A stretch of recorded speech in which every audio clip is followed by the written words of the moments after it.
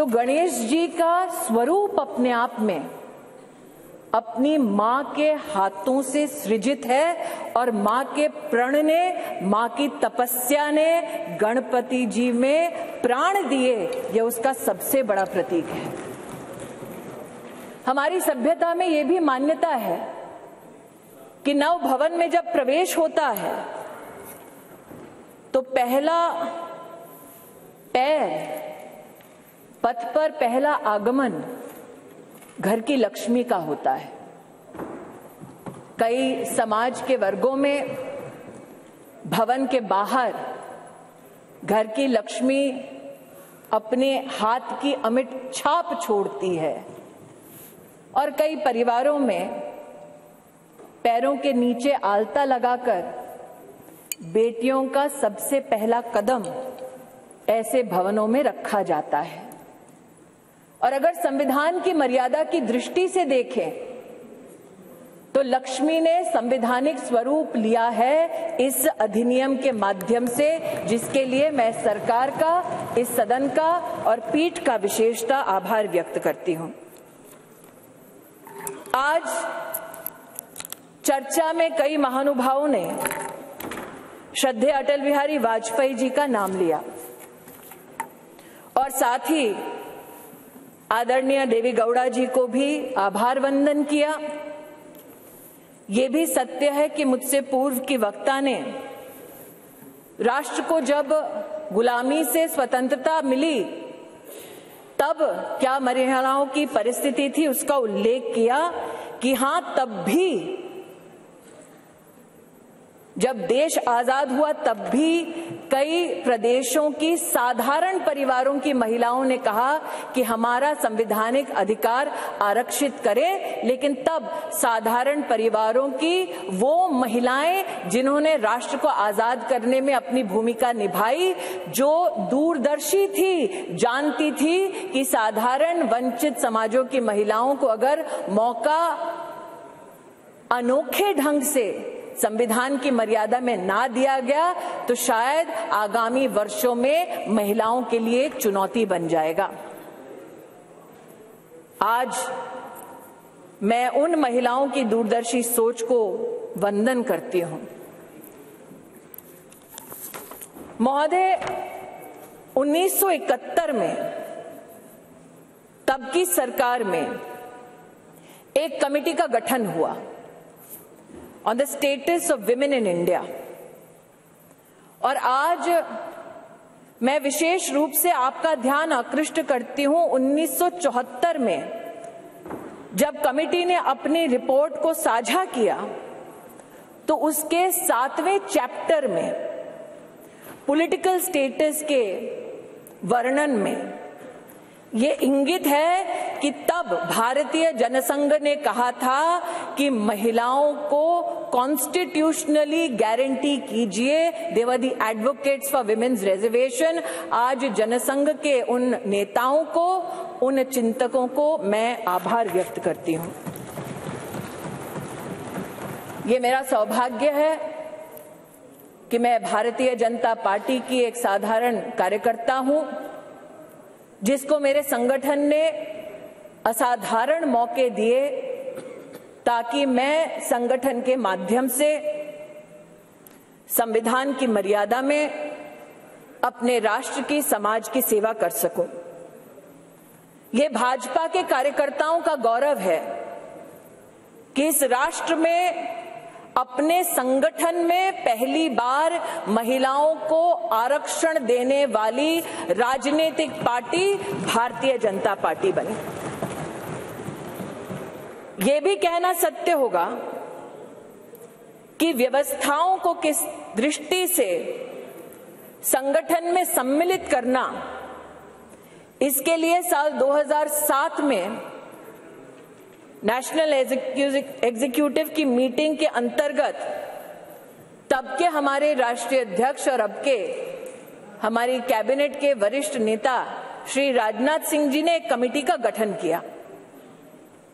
ये सौभाग्य है मेरा कि उस कमेटी में आज 2 सदस्य वर्तमान इस सदन में उपस्थित हैं।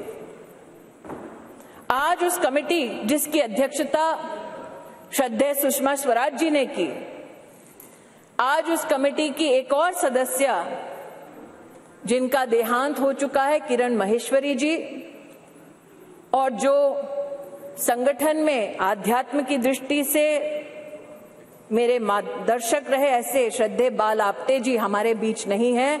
मैं उनके योगदान के लिए उनको नमन करती हूं।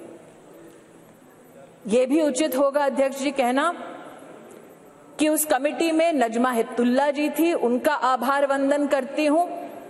सुमित्रा महाजन जी थी, जिन्होंने बार बार लगातार अपनी पुण्य भूमि से इंदौर से चुनाव जीतकर हम सबका गौरव बढ़ाया। उन्होंने स्पीकर की भूमिका में महिलाओं का राष्ट्र भर में गौरव बढ़ाया। मैं ताई की अनुपस्थिति में ताई को प्रणाम करती हूं। और कमेटी में 2 और महानुभाव थे जो विद्यमान है वर्तमान के सदन में, जिन्होंने महिला आरक्षण भाजपा के संगठन में कैसा हो उसको सुनिश्चित किया, जो आज मोदी सरकार के मंत्री हैं, आदरणीय किशन रेड्डी जी और किरण रिजिजू जी। मैं आपको भी आभार व्यक्त करती हूं।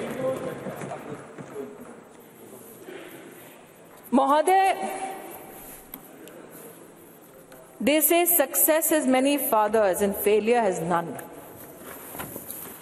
और इसीलिए कल जब ये प्रस्ताव सदन में आया तो कुछ लोगों ने कहा हमारा बिल है, कुछ लोगों ने कहा हमने चिट्ठी लिखी, कुछ लोगों ने कहा कि ये पूरा का पूरा संवैधानिक निर्माण हमारा था। आज ऐसी एक सम्मानित नेत्री ने सदन में अपना वक्तव्य रखा, लेकिन उनका मैं एक विशेष रूप से आभार व्यक्त करती हूं कि 2 विषयों पर उन्होंने ऑन रिकॉर्ड स्पष्टीकरण दिया है। हमको बार बार बतलाया जाता कि एक विशेष परिवार ने 73rd, 74th amendment to the constitution पारित करवाया। आज मैं आभार वंदन करती हूं कि पहली बार स्पष्टता हुई इस सदन में उनके द्वारा कि ये पुण्य काम पीवी नरसिम्हा राव जी ने किया, जिनके मरणोपरांत उनके ही पार्टी के हेडक्वार्टर में उनको नमन करने का मौका नहीं दिया गया। दूसरा, ये कथन कि अभी क्यों नहीं और ये वक्त हमारा बिल है तो अभी करिए। तो महोदय, ये उस बिल की प्रति है जिनको वो हमारा कहते हैं। उसमें अगर आप दूसरे पृष्ठ पे 2B और 3B पढ़ें, और ये वो है जो कांग्रेस पार्टी कहती है यूपीए की सरकार में राज्यसभा में पारित हुआ और फिर लोकसभा में प्रस्तुत हुआ।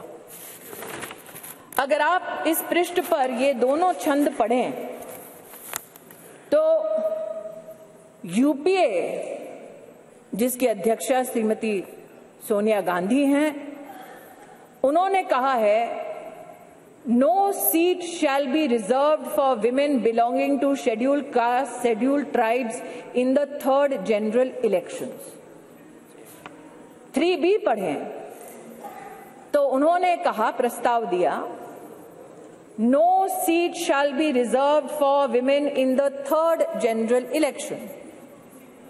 अर्थात आज की सरकार जब ये अधिनियम लागू होगा तब के बाद 15 वर्षों तक महिलाओं को रिजर्वेशन गारंटी करती है, मोदी की गारंटी है। लेकिन अगर कांग्रेस पार्टी का प्रस्ताव आप पढ़ें तो उनका प्रस्ताव ये था 2B और 3B में कि no seat shall be reserved for women and SC/STs in the 3rd general election, no seat shall be reserved for women in the 3rd general election। Congress का प्रस्ताव था कि 10 साल औरतें मेहनत करें, लेकिन 15वें साल में आपका अधिकार आपसे छीना जाएगा। आज मैं अभिनंदन करती हूं प्रधानमंत्री जी का, हमारे न्याय मंत्री का, जिन्होंने कांग्रेस की इस अभिलाषा को निराश किया।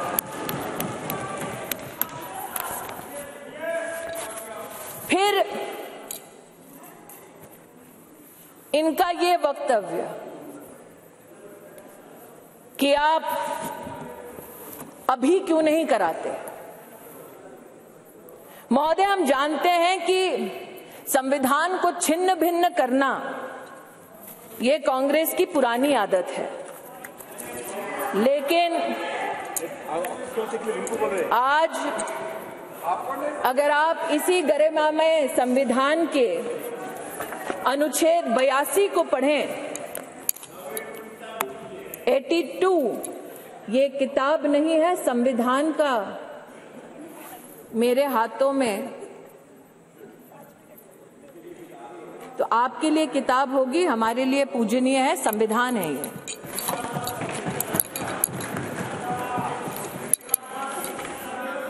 आर्टिकल 82 और आपकी अनुमति से पढ़ना चाहती हूं। Upon the completion of each census, allocation of seats in the House of the People to the states and division of each state into territorial constituencies shall be readjusted by such authority and in such manner as Parliament may by law determine, provided also that until the relevant figures for the first census taken after the year 2026 have been published. तो क्या ये विपक्ष के नेताओं का मत है कि जो संवैधानिक प्रक्रिया इंगित है संविधान में, उसकी अवहेलना हो? Should we not abide by the Constitution? Is that the position taken by leaders of the opposition parties? That is my humble suggestion and submission. महिलाओं के लिए अलग से फंड का, जेंडर इंक्लूजन फंड का प्रावधान करने वाली सरकार नरेंद्र मोदी की सरकार है। ये कहते हैं मुद्दे पर आओ, तो मुद्दा ये कि जब प्रधानमंत्री जी के पास प्रदेश की जिम्मेदारी थी तो उन्होंने ई ममता एक कार्यक्रम शुरू किया ताकि गर्भवती माताएं, बच्चे उसके माध्यम से सरकारी व्यवस्था से उनका बेनिफिट ट्रैक हो सके, कौन वंचित है उस तक हम पहुंच सके। और आज नरेंद्र मोदी जब देश के प्रधानमंत्री हैं तो राष्ट्र के इतिहास में पहली बार पोषण ट्रैकर के माध्यम से देश के 7.5 करोड़ बच्चे और 2.5 करोड़ महिलाओं को पोषण अभियान के माध्यम से डिजिटली सेवा पहुंचाई जाती है। ये कहते हैं मुद्दे की बात पर आओ, तो मुद्दा ये कि जब प्रधानमंत्री जी के पास प्रदेश की जिम्मेदारी थी तो उन्होंने मां वात्सल्य योजना की शुरुआत की, जहां महिलाओं को लगभग 1.5 लाख रुपए के माध्यम से, जिनकी एनुअल इनकम थी, उनको 4 लाख से ज्यादा की मेडिकल ट्रीटमेंट सरकारी व्यवस्थाओं में देने का काम नरेंद्र मोदी जी ने किया। और आज आयुष्मान भारत योजना के चलते 10 करोड़ गरीब परिवार, 10 करोड़ गरीब महिलाओं को सुविधा, 24,000 से ज्यादा अस्पतालों में, 1,60,000 से ज्यादा स्वास्थ्य केंद्रों में सेवा देने वाली सरकार मोदी की सरकार है, भाजपा की सरकार है। इसलिए जो कहते हैं कि महिला सशक्तिकरण मात्र आज एक